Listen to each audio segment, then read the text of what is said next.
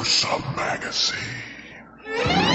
I'm here. I'm your host, Jeff Mohr. I'm your host, Doc Rotten, and this is Gruesome Magazine, where we review the very latest in streaming and video on-demand horror movies. Each week, my co-host, Jeff Mohr, Crystal Cleveland, Richie Mohr, and I will take a look at various spooky, scary, and gory genre offerings. Okay, I'll start paying attention. There you go. If you can fumble, I will fumble. Tonight, we're reviewing Run, Sweetheart, Run at Amazon. Streaming on Amazon Prime, what they call it, a Prime Video. But yeah, we'll get to it. Joining me this week is my co-host Jeff Mohr. Jeff, how you doing, sir? I'm blum tuckered out. Blum? No, Blum or Plum? Blumhouse. This is a Blumhouse movie too. Wow! So anyway, I should have thought that. You should know that. I'm good, and I couldn't run across the street, so I'd be in trouble. Hobble, sweetheart, hobble.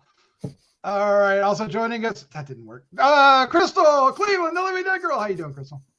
I am. I'm great. I'm having a great time. Mm-hmm. God, like I feel so bad for the people watching us because they're like, oh, this poor girl. She must be special. Oh, don't say that. Yeah. They're saying so that bad. old guy. They're saying like, that old guy is like a junior high kid who thinks he's funny. Middle school. Oh, all right, ladies and gentlemen, let's also welcome award-winning filmmaker. Save me, Christopher G. Mohr. Doc, sweetheart, whenever you mess up that intro, you know what you need to do, right? Run! I hate you. It's good. Yes. You only get the reference if you've seen the movie. Yeah. Where's the bleach? We'll get to that. Whoa. Yes. Now this film has a little interesting history because it was actually filmed in 2019. It made its debut in I think somewhere. Where did it make its film? Wow, it was that long ago. In 2020. I thought it was at Sundance. Yeah, Sundance. Thank you. And I couldn't remember if it was Sundance or South by Southwest, but it was Sundance on 2020. But of course, COVID came along, and this thing is finally making it out on Amazon Prime, which is a fate that many films have suffered in one way or another. Sometimes for the better, sometimes you scratch your head why this happened. So we'll find out tonight what's up with this. But it is it's had a long time waiting to get out. I don't know why I'm belaboring that point, but I just wanted to throw that out there. So what we're going to do tonight is we're going to give you our first impression of the film. That will be spoiler free. Then we're going to dive into a discussion. We will get into spoilers then, and there are spoilers. This is a spoiler movie. And then we'll wrap things up with our our score 1 to 5 and our favorite scene. Yep, we're going to do that. And of course, we hope you enjoy not only this review, but many others that we have on the site. And if you do, please hit the like, subscribe, share with a friend. Yes. It will all help us greatly, and it's free and easy to do. And it'll help us reach our goal of 5,000 subscribers, which only you can do. Only you can help us do that. We haven't figured out how to cheat yet. Yeah. Only you can fight fire. What? Oh my gosh. All right. Run, sweetheart, run. Prime Video. It says 2020, but of course I just explained that whole. We'll get into it. Available streaming on Amazon Prime beginning October 28, 2022. Synopsis: a woman tries to get home alive after her blind date turns violent. Directed by Shana. Feste? Feast? Somebody tell me. Written by Shana, and along with Keith, Josef, Adkins, and Kellee, Terrell. Stars Ella Balinska, Pilou, Asbæk, Clark, Gregg, Shohreh. Say it. Shohreh as it's Shohreh Aghdashloo. Yes, Aghdashloo. exactly. That's exactly what I was going to say. Mm-hmm. She's the best. She is. Dayo, Okeniyi. Oh my God. Betsy, Brandt, and Terrell. I'm so sorry. I can't butcher these names. These All right. these were hard names, though. No, and I should only be able to know- do these names. Well, I or only just know say her you can because read. she's in some of my favorite stuff ever. Yeah. Yes. You know. I apologize to every person born on this planet. All right, Crystal, what is you except for John Doe? What if I they're know born in that one. space? Well, count? that's no. Okay. They shouldn't. Crystal, what is your first impression of Run, Sweetheart, Run? Okay, so I love this movie. Ah! I'm just gonna say that first because when the movie first started out, it's really a hyperbolic take on misogynist culture and male, white patriarchy stuff. And so because it's so hyperbolic, I almost thought it was set in a different time. Because they did call her sweetheart. If you notice, like all the women are like secretaries. And so it's very odd feeling at first. And at first I really didn't know what to think of the film. And I kind of was like, oh, As it gets into it though, it got me. It starts off very odd because the lead, who is fabulous in her role, I loved her. She is going on a client dinner, and it's so odd because she's like trying to dress sexy and make it a date, which I thought is so weird. It's so odd. I have never gone on a client dinner and thought it was a date, or thought it was trying to be a date, or thought that it should be a date, or be implied as a date. Very weird. So this is the only part that I was not happy about in the film is up until that point. Now, once she gets to, which is odd also because I would also never meet a client at their home for a client dinner, but that's okay. We're going to ignore that because once the date starts and from that point on, the film is fabulous. I don't want to give anything away because we're not in spoilers, but it's gory, it's brutal, it's got some really cool concepts. I think it's shot really well. I think the acting is just phenomenal. The dude is, I don't know who the dude is, whatever. He is so good as well. I feel like, a lot of times we watch these female empowerment films and I'm usually kind of turned off by them because they're just not good, or they're just kind of weak and dry and stiff and boring. This to me is a feminist film done right. It was gory, it was brutal, it was hardcore, it was well acted, it was well shot, it was well edited. I loved it. Yep. It's probably going to be my top 10. Oh my God. Ooh, Okay, wow. cool. Well, that's awesome. Wow. Jeff Mohr, what is your first impression of Run, Sweetheart, Run? Well, I had a similar first take of it because when it first started, I was kind of like, where is this going? And boy, is that really dumb. I felt like she did a couple of dumb things. There was a couple things going on and there were some references made that I wasn't sure what it was. Like, I thought when her boss called, he had set up this date. He made our business meeting that was... he made reference to something else that was in the beginning. I didn't quite follow it, but anyway, I could easily get that if I went back. I enjoyed the acting. I thought the character arc was a little uneven, and maybe that's the way it would be. I don't know, but and we can get into specifics later on. But I did like the idea that she needed it was women helping women, instead of having to depend on the guy to come save them. So, and it's high intensity, and this is a whole different take. I'm still not entirely certain. They called the antagonist several different things, and the mythology was sort of unique, it seemed like, but it was still cooler than crap. And he was awesome. I'm not sure how to pronounce his name. The Pilou Asbæk was in Game of Thrones. Was you're lots on of great That's stuff. it. Okay. You're on Greyjoy. Yeah. Yep. And the Ghost in the Machine, and I think he wasn't he in.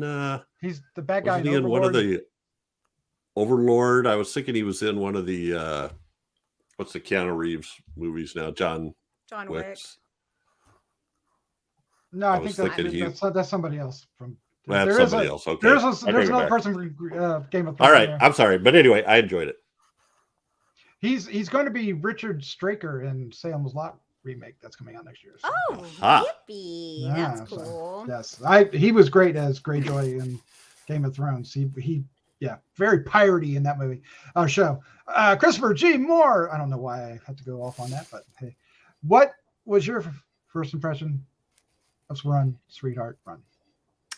I don't have a love for it like Crystal does. This is not going to be anywhere near my top 10, but I mean, I think this film is very in love with its themes. So in love, it sort of loses focus of what it's trying to tell. This kind of reminds me of Men a little bit, you know, and I can understand the whole misogyny type stuff, but it's a little bit so on the nose. It gets annoying at times, and it almost like it also made. I felt like it made the main character kind of idiotic at times, which for them to make her out to be such a fighter, it didn't make sense to me. But it had some great moments. It had some great interactions. I mean, the guy villain. I guess I got irritated sometimes. And maybe that's the whole point of it, because it's the whole fourth wall breaking stuff kind of felt out of place, you know. But maybe it's the whole demon winking at the audience type stuff, you know, which was very confusing in the very beginning. He kind of interacts with the audience, but then it makes more sense the second time when he interacts again. But at the same time, it took me out of the movie, and I can understand when you use it properly, I guess. And then it's like there are moments I'm glad they didn't show what was happening, even though I don't like any kind of movies where women are assaulted.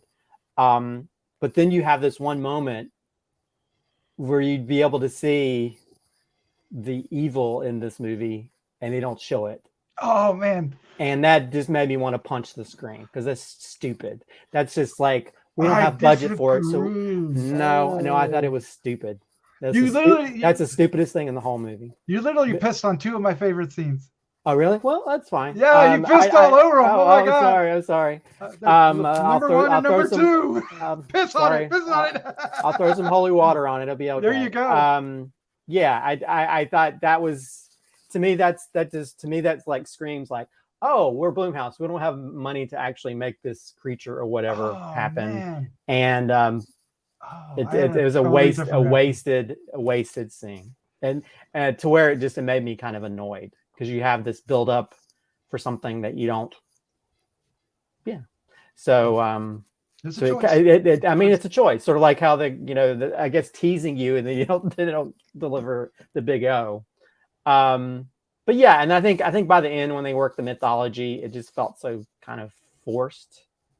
And then it became like a totally different movie. It became like Kill Bill or something, you know, even the outfits, I mean, the visuals and stuff, which I thought looked cool. He's absolutely right. But you go from one thing to a totally different thing. So it's almost like the tone switched to a totally different movie.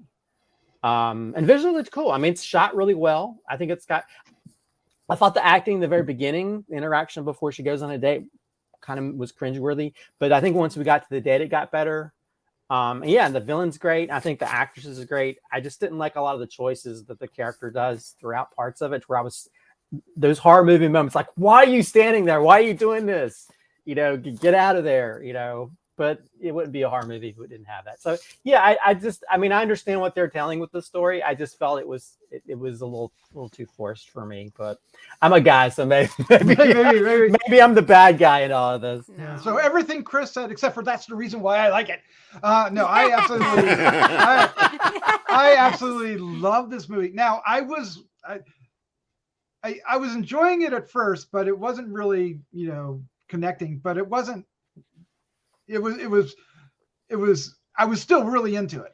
But there's a part in this movie where I actually, because we watch our screeners, they usually come to us and I project them onto my, you know, I Google Chrome it onto my TV, and I stopped, came over to my computer so I could just focus on it from that point on. I loved it. This movie,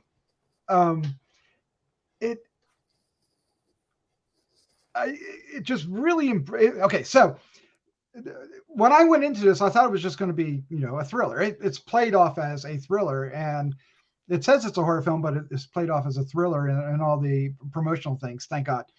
But it is definitely a horror film. Don't fret. It is a horror film, and it's it's a must watch for the Halloween season if you have Amazon Prime. I loved it, and the fact that I don't know, the thing that pissed you off and made you want to punch the screen is the reason why I thought that was brilliant. I thought that was so great that we don't have to, right? And there's scenes in here that I'm not a woman, but I still cringed. And we'll talk about that in the spoilers, I guess. The only thing that bothered me is that it was, and this is slight spoilers, but it was so concentrating on the menstrual cycle that just, as a man, I was like, but for reasons. Well, there are reasons. Right. There are very strong reasons. I'm just saying. It should make you feel uncomfortable. It did. This movie, Yes. look, I'm sorry, men, but this is the reality. This movie I know it is. should make you feel uncomfortable because I'm not kidding you. I have been treated like that before. This is as hyperbolic as I said it is in the beginning. It still doesn't make it any less true or any less real for women. It's shocking, I know, in a way, and I'm like, whoa, but yeah. And then, I like I told you, I typically am usually like, oh, here we have this female-driven movie, and it's so boring. It didn't. This is finally one that had a lot of fun, a lot of excitement, and a lot of gore. It didn't feel preachy. I didn't feel preached. Did you feel preachy? I did. Yes. Did you? I How about you, did. Jeff? Yeah, I didn't. Yeah, it felt what I very thought- preachy to me.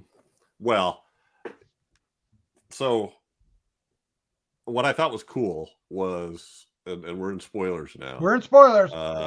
Be warned. Ethan, the obvious bad guy, who is with her on this date, and you hear as soon as he gets her in the house and he shuts the door, you start hearing all kinds of banging and bashing around, and and she's screaming, and then she runs out and runs. Well, as you go along, at this point, he still could just be a rich asshole, right? He's just or a rich, a criminal, but more than an asshole, but rich, even all the way down to the police station. He could have some relationship with these, third shift guys or something that they allow that's more him than implied. Yeah. get away with all that stuff. But at some point, you start to figure out, wait a minute. He starts talking about the blood and following her and other, and then I think it's the woman in the cell. The wife. The wife really. The wife. But there's The also wife too, but the other woman in the cell that lists all Yeah. the stuff off he did, and which might have been just a hair too much on point, but it worked. I just thought it was cool how they ramped it up from him just being it was the dog total first. dick Remember the dog abuser. acting. Yes, and I didn't get that till later, but yes, they spell that out for you. So I just thought that was brilliant the way they ramped that up, and you finally figure it out, and she finally figures it out. The thing that I had a little bit of a problem with was, and I'm probably wrong about it, maybe that's just the way it would be. You wouldn't like all of a sudden. There's that point where she gets that in that club and she gets that uniform and stuff on, and she acts like, now I'm going to be a badass, and she doesn't. She's not. She's not. I thought she crushes her She down has to be. again. She has to be saved by those girls. Well, She can't- I she can't think. See, I didn't see it like that at all. I felt like she got herself all cleaned up. She wasn't stinky of blood and was trying to be stronger. No one just becomes a. Okay, So that's why I just brought feel it up, like it was more realistic than a stupid movie where all of a sudden this You're girl right. goes from being a wuss to kicking booty. I think she was. She's like she was standing up for herself. She's trying. Yeah. She's trying, and then, I mean, honestly, you're still a woman and you have like 4 guys freaking surrounding you. what can you really do? Right.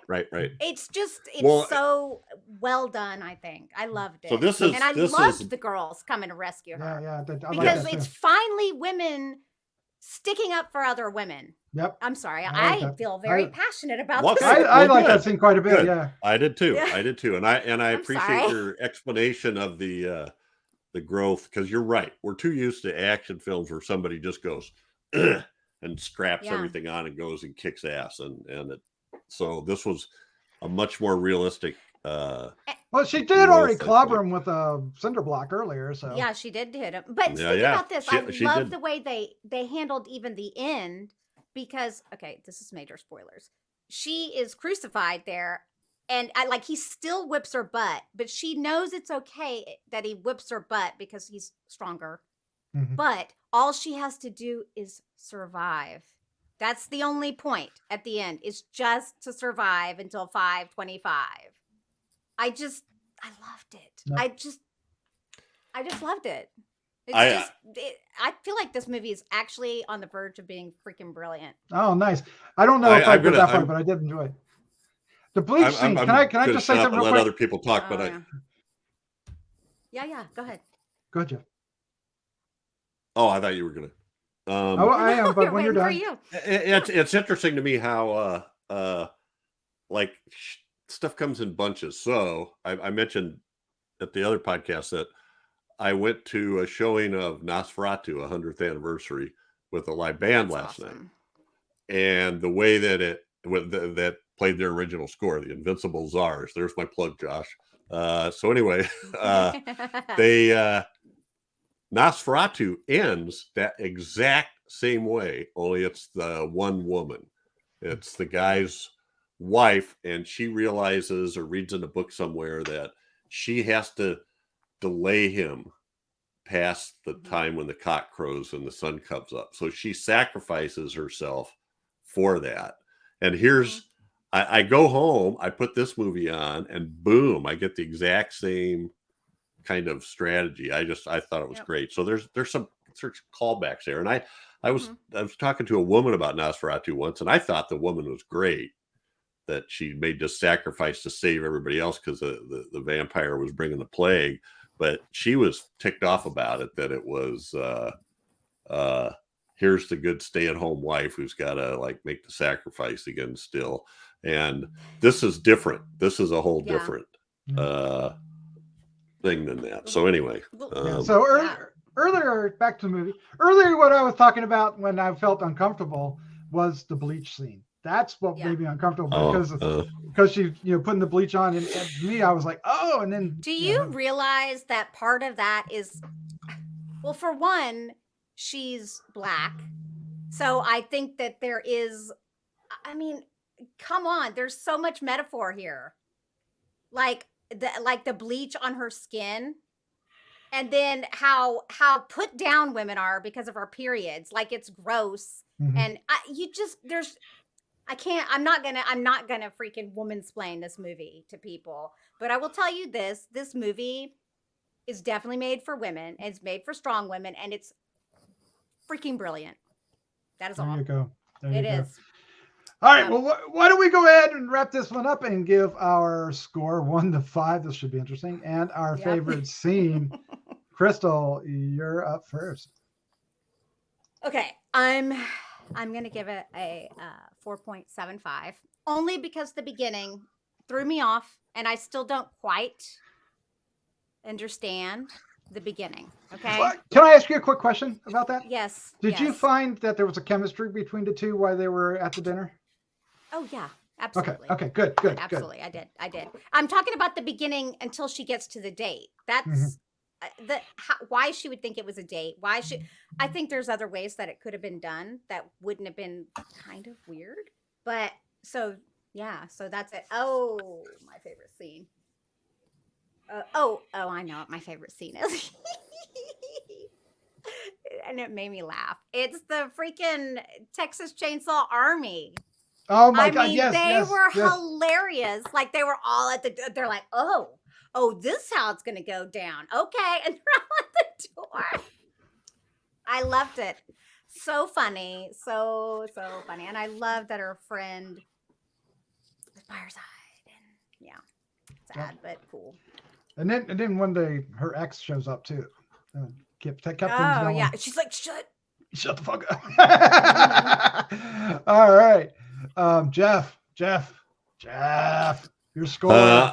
Your favorite. So I'm going 4, and I'm definitely going to watch this again because I'm an old white guy that grew up in a society that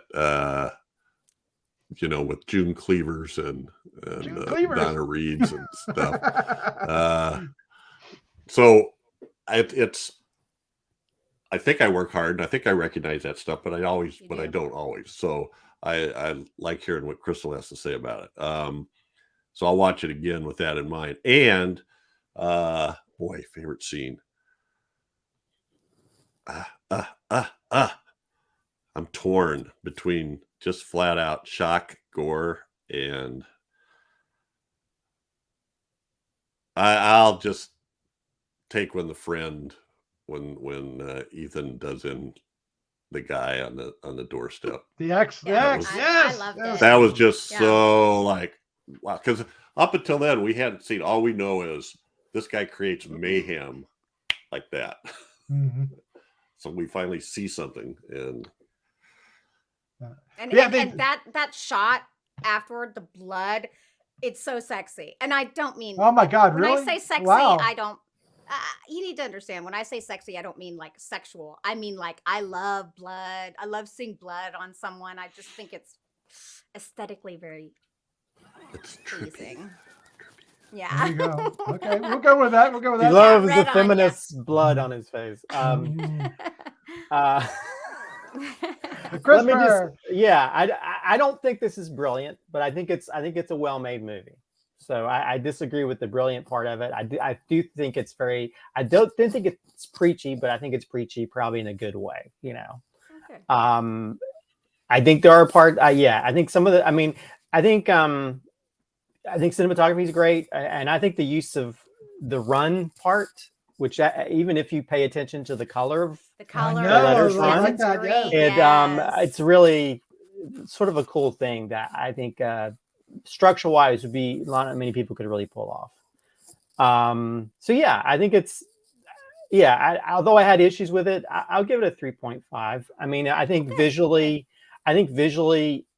it's very cool, and it's got some interesting dialogue sequences. And I think when you have like the strong villain and you have the strong hero, even though some of the mythology stuff is a little bit forced and even some of the themes are forced, I think it definitely brings up some good ideas and stuff, which should make you cringe, although I thought the Bleach thing wasn't cringy to me.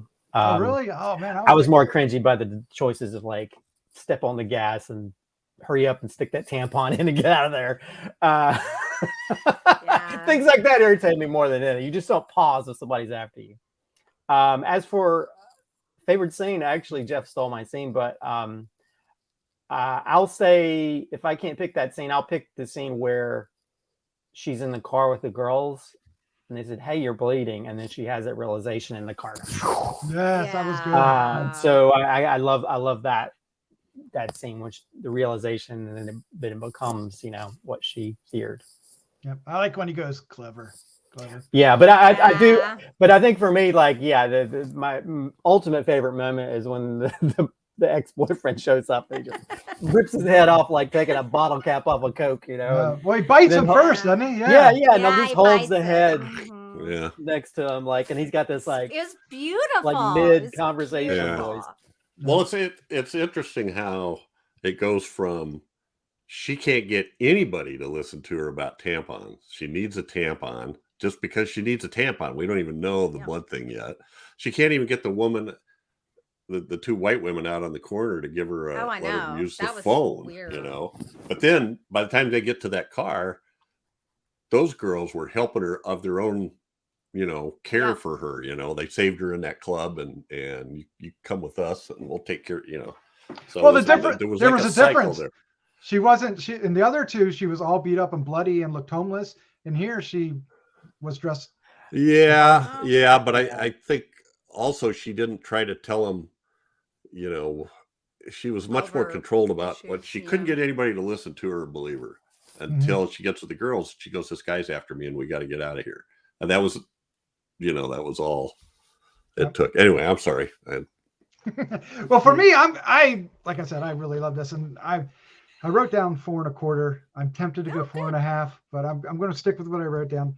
And I have a lot of favorite scenes, most of which Christopher poo-pooed and pissed on at the beginning. The whole thing where they go to the door and he stops and puts his hand up, and then the camera backs away and he shuts the door and all that stuff happens, but we don't see it.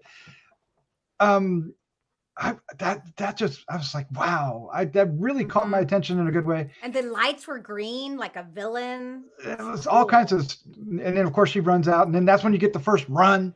Another scene that I liked was another one that got pissed off, was we get a transformation, but we don't see it. But I thought it was so much more important to see her reaction. Her reaction. It was more important than seeing the transformation. Oh, that was terrifying. I thought it was the best. Like we don't have money to do it. So. Didn't need it. Yeah, did not need it. it. The same. We we complain a lot about explaining too much. We didn't need that. He was fine. She did a great job, because I was totally riveted by her reaction. I wasn't. Well, those are kind of my favorite types of scenes, and of course the dialogue he says when he rips the head off too. He goes, "He didn't fucking see that coming." But the actress Ella Balinska was one of the 3 Charlie's Angels in the 2019 film. She was Jade in a Resident Evil TV show. I don't know if anybody watched that. Yes, I did watch it. No wonder I love her. She's great. Yep. Okay. There you go. And of course, I told you about Euron Greyjoy. Well, and the other one that you were stumbling over her name, Shohreh. Oh yeah, she's Shohreh. Aghdashloo. She's great in everything she's in. Yeah, she got that voice. Yeah, it's so gravelly and sexy. Yeah. And of course, Clark Gregg. She's in Destiny.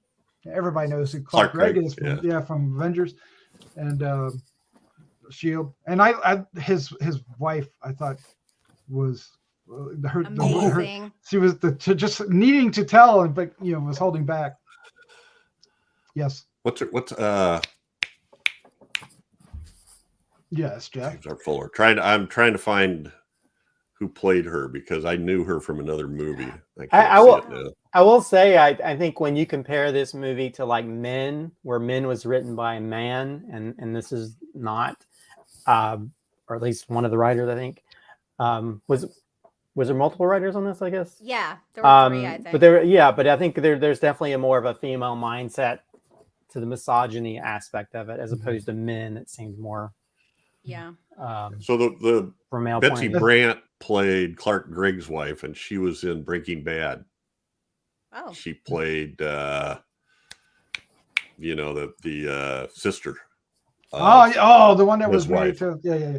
Married to the cop. Yeah. And the Raven character, the character was in the jail cell. I don't if you were. She did a great job. I was like, for Sarah a little role, like she was good. Wasn't she fantastic in delivering what was basically exposition? But she's True Blood. She's in True Blood. She's the waitress, like, right? She looked like an extra from *Malignant*. No. Well, maybe because she looked like one of the cheesy female prisoners. But I thought that was the way she reacted was so good. I have to admit, the way they did dress her, I was like, oh, it's like prostitute. A little on point. Yeah, it was a little on point. Okay, but I was okay with that. Like I said, it's hyperbolic. It really was. Well, it's exaggerated. It feels. I mean, I think once you get into it, it does feel like it's more of a sci-fi version of the world, I guess. Mm-hmm. Yeah. Mm-hmm. Where the world is a certain way. Mm-hmm. It's all exaggerated. Yeah, and I think once you grasp onto that, I think it gets a little bit better. But yes.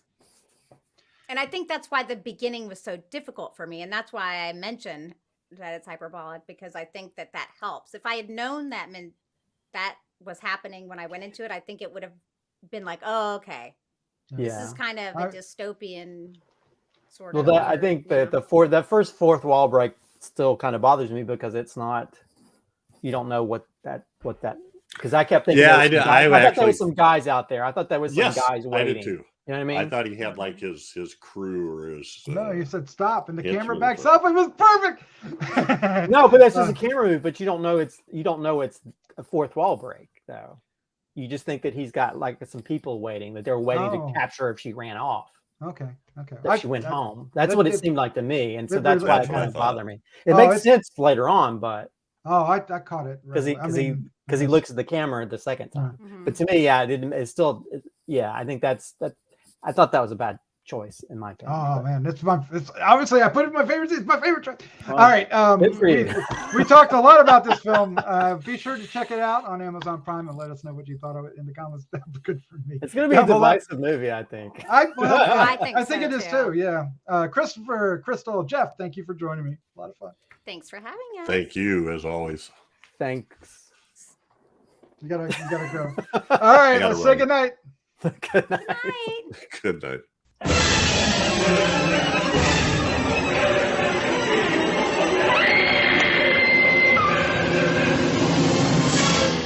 Gruesome Magazine.